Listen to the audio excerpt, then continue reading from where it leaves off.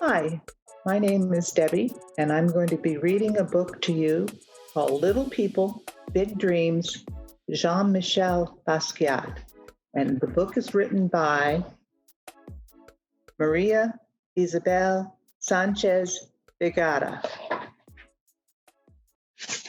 Jean-Michel was a talented boy from Brooklyn, whose mother was Puerto Rican and his father was Haitian. He was only 4 when he started drawing, eager to show the world what a great artist he could be.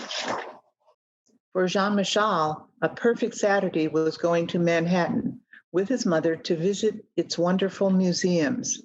Back home, he spent all afternoon drawing cartoons on the scrap paper while listening to music with his father. One day, when he was 7, Jean-Michel was hit by a car while playing in the street. He had to rest in bed for weeks to help pass the time. His mother gave him a most useful present he could ever have received, an anatomy book. Skulls, teeth, guts, skin, skeletons. The book was simply fascinating.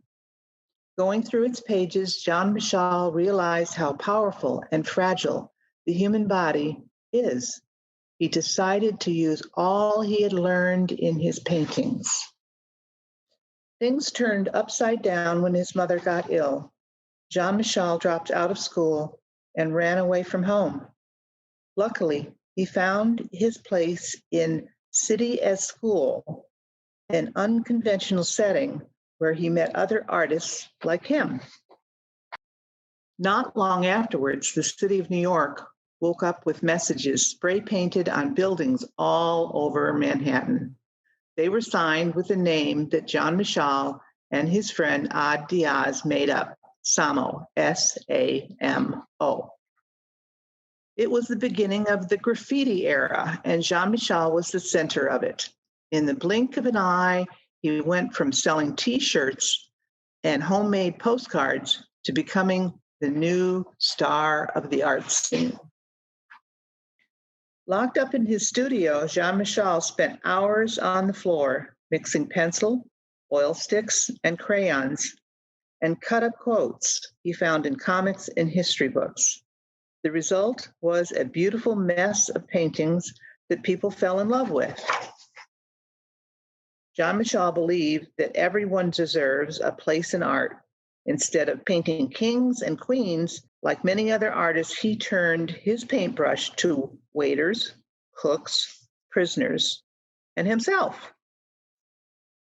If there was someone he wanted to meet, it was the famous Andy Warhol, one of his idols. After their first lunch, Jean-Michel went home, and within 2 hours, he sent Andy a wet painting of the two of them. It was the beginning of a great friendship. Jean-Michel and Andy spent lots of time together, working, painting, and going to parties. They were the brand new painter and pop art legend, the craziest pair on the scene. In less than 10 years, Jean-Michel made thousands of paintings and drawings, but he was also a poet, a musician, and a graffiti prodigy who influenced the work of many artists that came after him. And by painting life in his own unique way, Jean-Michel became one of the most important artists of the 20th century. The talented child who once told his father, "Papa, I'm going to be famous."